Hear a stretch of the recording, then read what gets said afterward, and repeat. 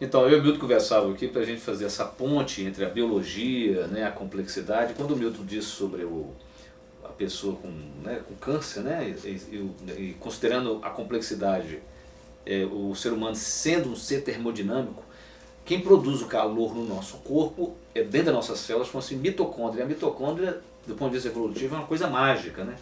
Porque a mitocôndria foi um momento na evolução, e como a gente comentava, isso só pode ser divino, né, Milton? Tão bonito que é. Então é fantástico, Né? fantástico. Milton falava muito bem que a briga da religião com a evolução é porque as pessoas não olharam para a evolução de tão belo e complexo. Que só um Deus faria. Exatamente. Só um Deus estaria por trás. De tão bem feito. Então você imagina, um dia as bactérias existiam e uma bactéria entrou dentro de uma célula. E elas se escolheram reproduzir-se juntas. É uma célula que não era animal ainda. Não era. É vegetal. Vegetal. Então, quando ele fez essa função, surgiu o primeiro ser unicelular aeróbico, capaz de usar o oxigênio. E daí, que se você pegar a árvore da vida, as bactérias ficaram aqui e todo o resto dos seres surgiram depois. E a mitocôndria, ela produz o calor, ela produz energia, e tem um dado muito interessante quanto ao câncer, porque a mitocôndria, a mitocôndria vem da mãe, né? O DNA mitocondrial, você tem um DNA no núcleo, você tem na mitocôndria, o DNA mitocondrial vem da mãe. Por quê? Porque quando o espermatozoide entra no óvulo, a mitocôndria dele está no rabinho, que fica para trás. E olha que lindo isso, do ponto de vista a gente analisando a natureza. Então vamos considerar que o núcleo é masculino, a mitocôndria é feminina, é a mitocôndria, a Eva mitocondrial. E quando você tem um câncer, na verdade, é porque a mitocôndria ela é que dá uma ordem à célula para ela morrer, chama apoptose celular. A célula, na verdade, ela se suicida, é assim que ela ficou muito velha, ela começa a ter defeitos, então é hora de você morrer e nascer uma nova célula. Então, quando a mitocôndria, que é a mãe, a mitocondrial, está com defeito, ela não consegue dar uma ordem, a ordem dela para a célula morrer, se matar, não está funcionando. E essa célula passa a se reproduzir continuamente, que isso é o câncer. E é isso que eu coloquei intuitivamente. Isso. Intuitivamente, ao conselho, foi um negócio muito interessante. Marcou a minha vida pro resto da minha vida, porque, inclusive eu pedi muito cliente, eu vou até explicar isso. É o seguinte, quando eu formulei a hipótese que a emoção era uma reação termodinâmica, eu tentei conversar com vários teóricos, ninguém entendia e achava que eu estava meio maluco. Aí, um dos médicos que atendia o Prigogine, que era o pai da termodinâmica moderna, era um amigo meu que tinha estudado comigo em Louvain. E esse cara era um estudante extraordinariamente brilhante, ele era o reitor de medicina, doyen de medicina. E o Prigogine dependia dele. Aí eu falei, eu telefonei para ele e falei, ô Didier, esse meu colega chamado Didier, Didier, me arranja um encontro com um assistente do Prigogine. Ele falou, vou pedir o Prigogine. Aí o negócio do QI, né? O Prigogine dependia dele, porque estava doente, no hospital. Ele não era bem o médico, ele era orientador, porque ele era diretor da faculdade de medicina. E aí, o negócio do QI, ele foi conversar com o Prigogine, pedindo o Prigogine para um assistente me atender. Como era ele que estava indicando, o Prigogine se viu na obrigação de me atender. Aí ele me passou, me escreveu na época, né? A gente usava pouco coisa, me mandou uma carta dizendo que o Prigogine ia me receber. No primeiro momento eu entrei em pânico. Como é que um psicólogo de Belo Horizonte ia conversar com o prêmio Nobel sobre o assunto dele, não era sobre o assunto meu não, sobre o assunto dele. Aí fui. E no primeiro momento ele me recebeu muito mal. Eu levei para ele ele gostava muito de antropologia, ele era um antropólogo, ele era tudo. E antropólogo inclusive. Eu levei um livro sobre os índios brasileiros. Um livro grande, até caro, um livro grande, cheio de fotografias de várias tribos, um livro muito bonito. Minha mulher comprou fotografias coloridas e ele gostou demais. Ele ficou olhando. E de repente virou para mim, só veio do Brasil, é longe, né? Falei, muito longe. Espero que o senhor não tenha vindo perder tempo, porque eu não tenho tempo para perder. Nossa, que foi um tapa na cara, né? Aí eu falei, eu também não tenho não. O que você veio me perguntar? O senhor considera a emoção uma reação termodinâmica? Ele arregalou um olho, ficou com o olho arregalado assim. ficou mexendo um pouco com a cabeça. Eu tive a sensação de que eu tinha feito uma pergunta inteligente. Aí ele, oui, oui, intéressant, intéressant, très intéressant. Me deu uma segurança, eu estava muito tenso. Me deu uma segurança, ele me pediu para explicar a minha ideia. Eu expliquei para ele. E ele falou, você vai escrever um artigo para mim. Eu falei, vou. Eu falei, eu mando para o seu assistente. Ele falou, não, você vai mandar para mim. Chamou a secretária e falou, olha, o professor vai me mandar um artigo sobre o que nós estamos discutindo. Aí eu vim para o Brasil. Sim. Feliz da vida, e escrever um artigo para um prêmio Nobel de física, de química. Quando eu comecei a escrever, entrei em pânico. Porque eu não tinha uma ideia, eu tinha uma intuição. Sim. Uma intuição. Aí, esse livro que você está aqui com ele, São os livros do Milton, né? esse livro que você está com ele aqui, chama Causa, Emoção e Cultura, Isso. que está à disposição no meu site para quem quiser, graciosamente.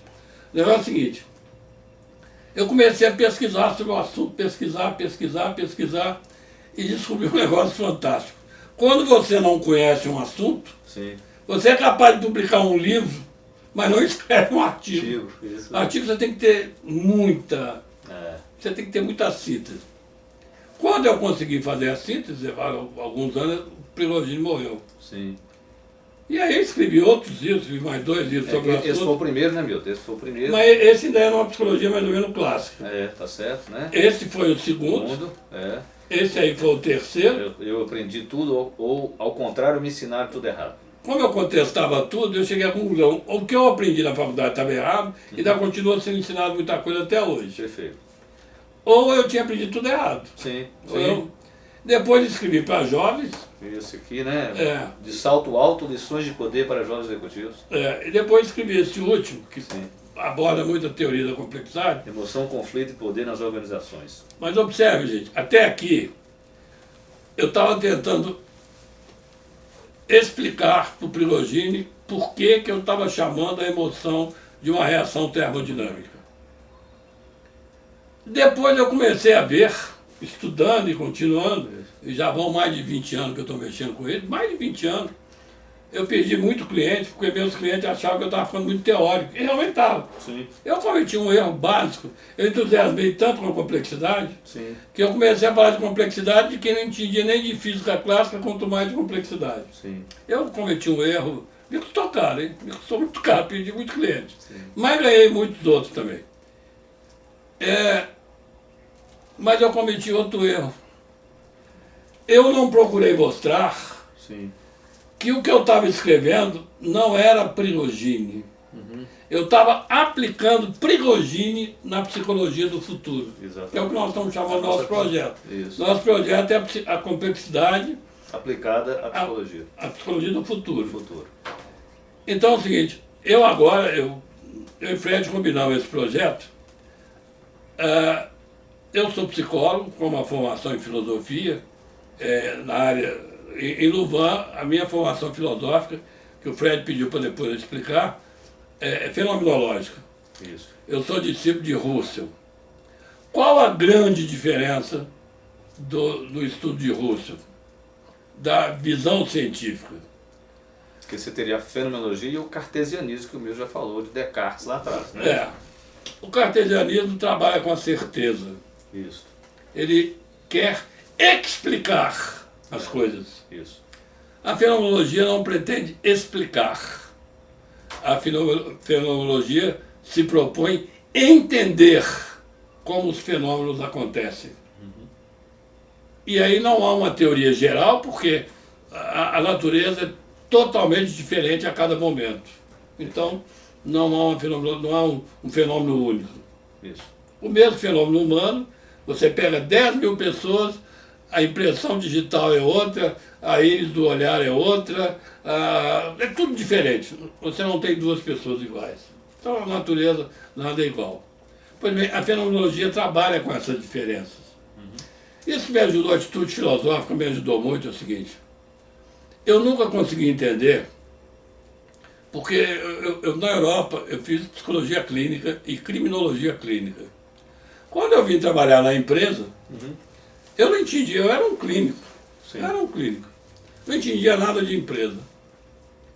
Mas eu fui trabalhar conflito, fui trabalhar coisas que na época não eram muito usadas. Nesse ponto, eu fui muito inovador.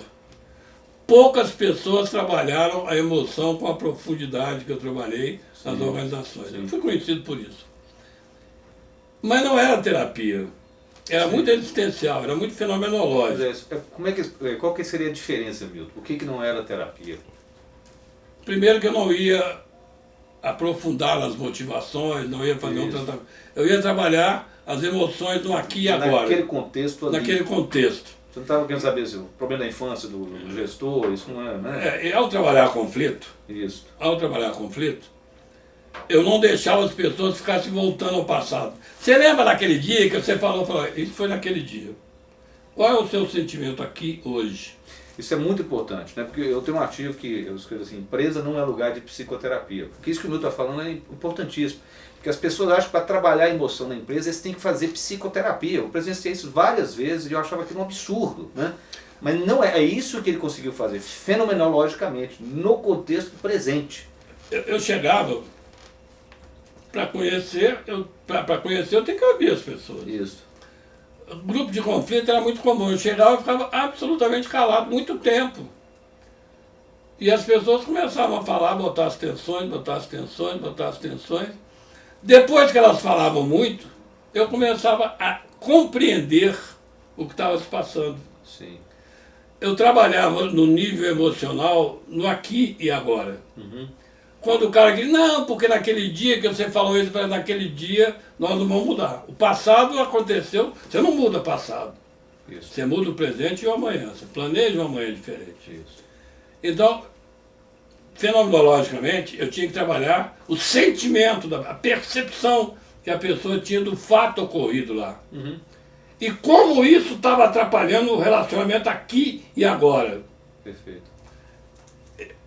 Normalmente, a emoção, o conflito, quando era muito grande, era acompanhado de verdadeiras crises de choro, horas de choro. Eu ficava assustado no começo, porque eu nunca planejei fazer as pessoas viverem tanta emoção. Uhum. Mas aí eu comecei a ver que quanto mais emoção as pessoas trabalhavam, mais os conflitos se resolviam. Sim. Quando as pessoas faziam, olha, então tá, nós vamos sair no happy hour, vamos tomar cerveja todo dia junto, mas não vamos tratar dos problemas não, que é fugir do problema. Não adianta fugir do problema. Eu falava a frase popular, é preferível ficar alguns instantes vermelho do que amarelo o resto da vida. Perfeito. Só que eu não fazia terapia, vi casos terapêuticos. Uhum. Nos casos terapêuticos, eu pedia para conversar com a pessoa e se eu sentia motivação da pessoa, eu a encaminhava para um terapeuta. Perfeito. Mas eu nunca fiz terapia. Por ser psicólogo clínico, eu não cometi o erro de fazer clínica na empresa. Perfeito.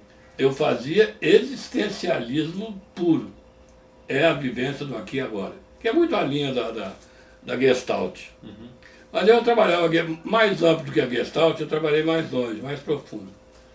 Pelo menos na minha visão. E deu muito certo. Então, voltando à fenomenologia, eu fiz sucesso, não é que eu conhecesse empresa, é que eu conhecia a dinâmica das pessoas. E aí eu comecei a saber o problema do planejamento, o problema do marketing, comecei a entender de empresa. Uhum. Eu trabalhei em empresa há mais de 40 anos, mas eu levei pelo menos uns 5 anos ou mais estudando empresa, porque eu não conhecia. Hoje eu poderia trabalhar até com coisas mais avançadas, como estratégia, de tanto ver as pessoas fazendo, eu acabei aprendendo. Sim. Não um especialista, mas... Então, foi muito surpreendente isso. Mas eu perdi o raciocínio. Não. Sim. Então, você estava falando da sequência dos livros, você falou. Antes, a minha especialidade era emoção. Sim. É tanto que o meu primeiro livro chama Energia Emocional. Onde você é um pouco mais cartesiano, você pode dizer. Um pouco mais. É. Mas eu já falava no amor, na origem, influenciado por Teilhard de Chardin, Sim. eu já falava que só existia o fenômeno humano a partir da noção de amor. Perfeito. Que a criança nascia um animalzinho, incompetente, se abandonado morre, mas com um potencial de aprendizagem fantástico. Exatamente. E se a mãe e a família e a escola e a sociedade souberam orientar bem, eu conheço alguns casos, você mesmo, Fred, você foi educado para ser um cara de nível... Sim. Você estudou na França, você estudou primeiro nos Estados Unidos, depois na França, você foi preparado para estudar. Então, se a pessoa é bem estimulada, a pessoa desenvolve muito. Sim. Nós já conversamos muito, eu sei do sacrifício seu, da dificuldade, assim, para você crescer. Mas então é o seguinte, a criança nasce com um potencial de aprendizagem fantástico. Isso. Mas, se não entrar numa relação amorosa, o humano se atrofia. Sim. Todas as culturas do mundo são baseadas em 3 pilares que eu considero epigenéticos. A relação amorosa, Sim. a linguagem simbólica e um código de ética. Muito bom. Não existe comportamento humano fora da ética. Quando falam que nós vivemos uma crise econômica, nós vivemos basicamente uma crise ética. As pessoas não se respeitam. As pessoas são capazes de furtar remédio, furtar dinheiro de merenda, Sim. furtar verba de hospital, vender. Olha o que o governador do Rio de Janeiro fez. Sim. Desviou verba de educação, de alimentação, de hospitais, para enriquecer. Então, isso não é uma crise econômica, isso é uma crise ética. Porque não existe o fenômeno... Eu estudei muito a criminologia. Até na penitenciária você tem um código de ética extremamente rigoroso. Que você vê muito desse seriado da Globo, os carcereiros, né? Que é uma ética dentro da cadeia. Toda cadeia tem um código de... E violento. Por exemplo, muitas vezes o cara é condenado à morte porque infringiu a regra. Sim, exatamente. Eu fiz estágio em várias penitenciárias, inclusive eu fiz estágio aqui em Neves por causa da minha tese. Uma das teses que eu estava escrevendo no meu doutorado, em alguns lugares, se a sua esposa entrar e um outro cara soltar uma piadinha para a sua esposa, pode ser morto. Sim. A esposa se respeita. Sim. Você não tem o direito de brincar. Aliás, esse médico, Drauzio Varela. O Drauzio Varela disse que na penitenciária ele observava que quando a esposa de um colega passava, eles abaixavam a cabeça para nem olhar para ela. Sim. Via de longe, abaixava a cabeça. Então tem código de ética. Sim. E por isso eles são tão organizados. Né? Essa merda que está aí, pelo não ter, desculpa, é falta de ética.